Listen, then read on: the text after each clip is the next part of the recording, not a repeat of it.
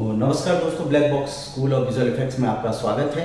पिछली बार जैसा कि मैंने इंट्रोडक्टरी वीडियो में बताया था कि ये एक कोर्स का एक पार्ट है। आज से जो हम क्लासेस शुरू करने वाले हैं, ये पूरा का पूरा मेरे नेक्स्ट आने वाले कोर्स का एक कंटेंट है। जो कोर्स का नाम है वो है लेट्स बिकम मोशन डिज़ाइनर। यहाँ पर अगर हम देखते हैं, ये कोर्स बिल्कुल जीरो से स्टार्ट करने वाला हूँ मैं।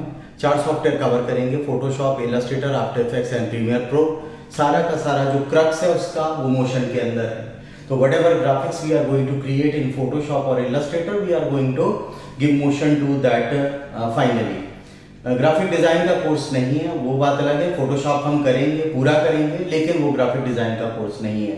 तो इसका मतलब है कि अगर आप में से कोई सोच रहा हो कि हम लोगो डिज़ाइन करेंगे या कुछ और मे बी विजिटिंग कार्ड बनाएंगे या ब्रोशर्स बनाएंगे, तो इस टाइप की कोई पार्ट जो है वो इस कोर्स का पार्ट नहीं। तो if somebody is looking for becoming a graphic designer, तो ये वाला कोर्स ही वो उसके लिए नहीं है, वो कोई और कोर्स ले सकता है। तो कोर्स जो है वो 2 मई से स्टार्ट हो जाएगा। लाइव क्लासेस के साथ है कोर्स, साथ में रिकॉर्डेड वीडियोस भी अवेलेबल हैं और लाइव सेशन होगा फ्राइडे टू फ्राइडे 7 PM पर, जिससे जो लोग जॉब वगैरह भी करते हैं वो भी उसको ज्वाइन कर पाएँ, बिकॉज वो डाउट सेशन होगा।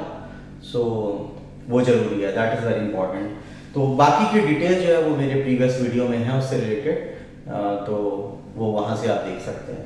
तो खैर हम स्टार्ट करते हैं और ये पार्ट है। सबसे पहले हम सबसे छोटी टर्म को या सबसे कहें कि बड़ी टर्म को हम देख रहे हैं। इसको बहुत ज़्यादा टेक्निकल मैं नहीं बना रहा हूँ और बिल्कुल सिंपल वे में समझाने की कोशिश करूँगा। उसी तरह से देखते हैं कितना समझ में आता है। लेमन लैंग्वेज में समझाने की कोशिश करूँगा कि कैसे चीज़ें हैं ये। तो ग्राफिक्स से आप लोग क्या समझते हैं? ग्राफिक्स का मतलब क्या है? ग्राफिक्स से मतलब आप सिंपल लैंग्वेज में अगर समझना चाहें तो बिल्कुल सिंपल है। आप मैगजीन्स पढ़ते हैं तो आप ग्राफिक्स के साथ हैं। अगर आप किसी होर्डिंग के ऊपर कुछ लिखा हुआ देखते हैं तो भी उसी का पार्ट है। कोई मूवी देखते हैं वो भी उसी का पार्ट है। कोई सिग्नेचर्स देखते हैं वो भी उसी का पार्ट है। किसी का विजिटिंग कार्ड लेते हैं वो भी इसी का पार्ट है। ब्रोशर लेते हैं वो भी उसी का पार्ट है। कोई ट्रेलर अगर आप देखते हैं वो भी उसी का पार्ट है। कोई कॉर्पोरेट वीडियो देखते हैं वो भी उसी का पार्ट है। फिल्म देखते हैं वो भी उसी का पार्ट है। फिल्म के अंदर टाइटलिंग अगर आती है वो भी उसी का पार्ट है। तो इस टाइप से जितने ही चीजें, या एनिमेटेड पोस्ट भी देखते हैं तो वो भी उसी का पार्ट है। तो हम देखते हैं कि चारों तरफ ही हमारे ग्राफिक्स है। आप कंप्यूटर में जब काम करते हैं तो आप ग्राफिक्स के अंदर काम कर रहे हैं। आप मोबाइल फोन में जब YouTube वीडियोस देखते हैं तो वो भी ग्राफिक्स का ही पार्ट है। केवल फर्क इतना है कि किसी पार्ट को हमने प्रिंट में ले लिया और किसी पार्ट को हमने डिजिटल में ले लिया। तो एक तरह से हम देखें तो ग्राफिक्स को हम 2 बड़े सेगमेंट्स में हम डिवाइड कर सकते हैं और वही हम यहाँ पर देखने जा रहे हैं। तो अगर मैं यहाँ पर आता हूँ तो एक पार्ट जो है वो प्रिंट का पार्ट है। इसके अंदर प्रिंट है, वो मटेरियल जो आप प्रिंट करा रहे हो, मैगजीन है, ब्रोशर है, पैम्फलेट है, वो सब चीज़ें वो सब प्रिंट की तरफ जाती हैं। दूसरा सेगमेंट की तरफ अगर हम जाते हैं तो ये वाला पार्ट आ जाता है आपके पास डिजिटल का मतलब कोई भी स्क्रीन में अगर आप काम कर रहे हैं, so that will be that part. और इसके सेंटर में अगर हम देखें तो ये वाला जो पार्ट है वो है ग्राफिक्स। इधर भी ये पूरा का पूरा पार्ट जो आता है वो ग्राफिक्स का ही पार्ट है। उसको आप सेगमेंटाइज करते चले जाइए, 1 में, 2 में, 10 में, 50 में, तो वो होता चला जाएगा। और बहुत सारी ब्रांचेज हैं। तो आप चाहें तो मे बी 1 महीने का कोर्स करें और हो सकता है आप 3 साल का कोर्स करें और वो आप कभी करते ही रहेंगे, क्योंकि बहुत वास्ट है, बहुत कुछ है पढ़ने के लिए। तो आप पढ़ना चाहें तो आप पूरी जिंदगी पढ़ते रहें, वो खत्म नहीं होता। तो यहाँ पर आते हैं तो प्रिंट की तरफ अगर आप जाते हैं यहाँ पर तो फिर उसमें X नंबर ऑफ थिंग्स आते हैं। अभी मैं बता चुका हूँ। तो प्रिंट की तरफ हम जा नहीं रहे हैं तो उसके बारे में हम ज़्यादा डिस्कस करने का कोई पॉइंट नहीं है। ग्राफिक डिज़ाइन का कोर्स नहीं है तो उस बारे में बहुत ज़्यादा बातें नहीं करेंगे। ग्राफिक्स को हम यूज़ कर रहे हैं, ग्राफिक डिज़ाइन वाले पार्ट को भी हम यूज़ ही करेंगे। एक्चुअली मोशन ग्राफिक डिज़ाइन भी एक ग्राफिक डिज़ाइन का ही पार्ट है। डिजाइन का मतलब है कि ग्राफिक्स को कुछ सर्टेन प्रिंसिपल्स के साथ यूज करना। तो अगर आप कुछ प्रिंसिपल्स के साथ आप ग्राफिक्स को यूज कर रहे हैं कहीं पर, that becomes graphic design.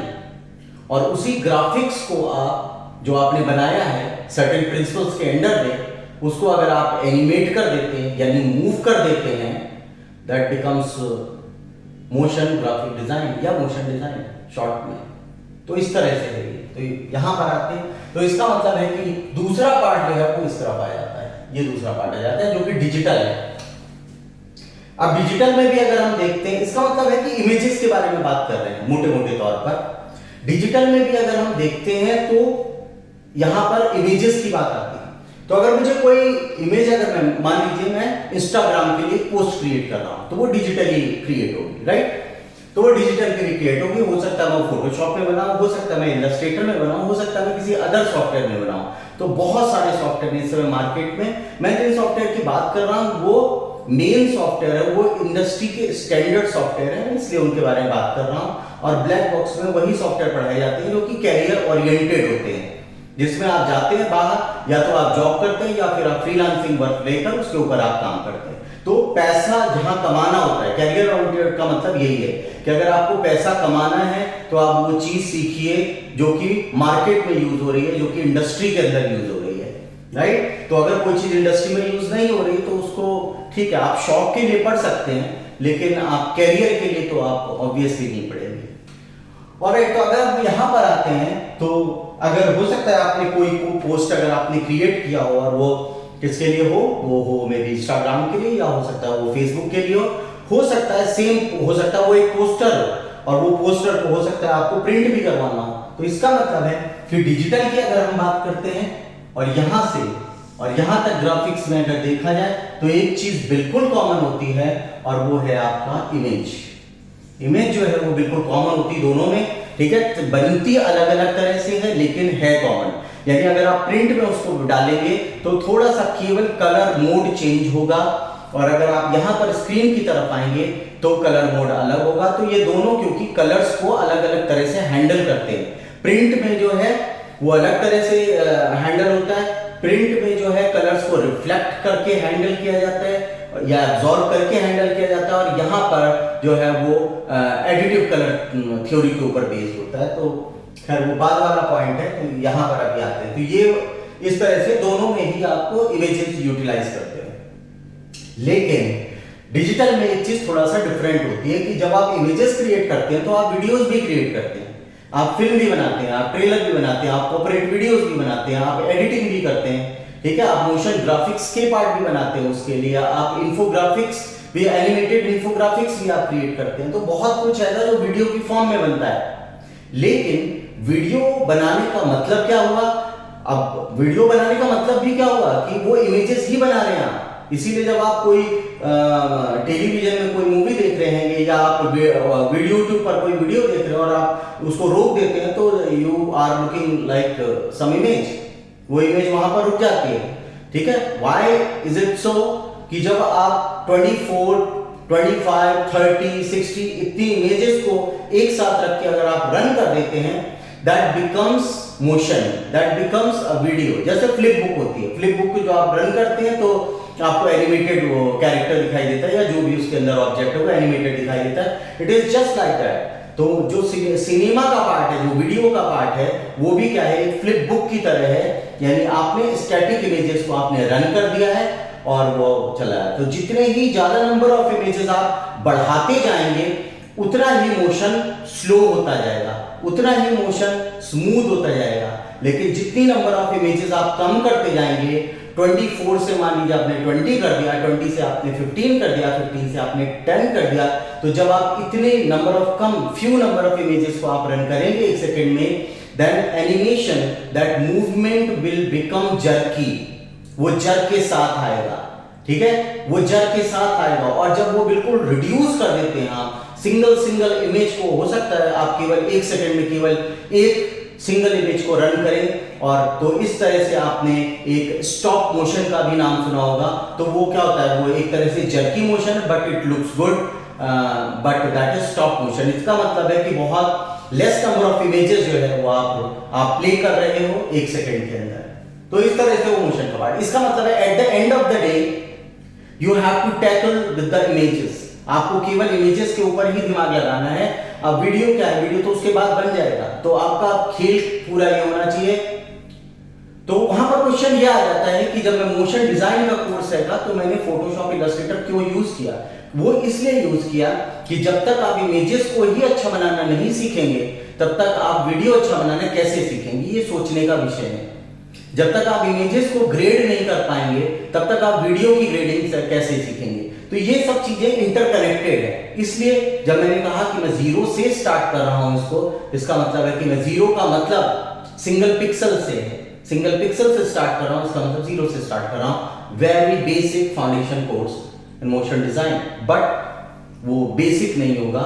Starting में बेसिक होगा because we are starting out, लेकिन वो बेसिक डेफिनेटली नहीं होने वाला और बहुत अच्छा कोर्स होगा। तो खैर यहां पर आते हैं, तो अगर हम मे बी जैसे हम बोल रहे हैं कि मोशन के बारे में बात कर रहे हैं, तो एक छोटा before we go ahead with the images, हम छोटा सा, क्योंकि मोशन का इसलिए थोड़ा स्टार्टिंग में मोशन का पार्ट आना चाहिए, राइट। तो अगर मैं यहां पर एक तो हमने इमेजेस देख ली है जो हम बना रहे हैं, मे इंस्टाग्राम के लिए बना रहे हैं या फिर हम फेसबुक के लिए बना रहे हैं, उस तरह से चलता है। और ऐसा भी हो सकता है कि हम यूट्यूब के लिए वीडियोस क्रिएट कर रहे हैं, ऐसा भी हो सकता है कि हम कोई ट्रेलर क्रिएट कर रहे हैं यूट्यूब पर रिलीज करने के लिए, ऐसा भी हो सकता है।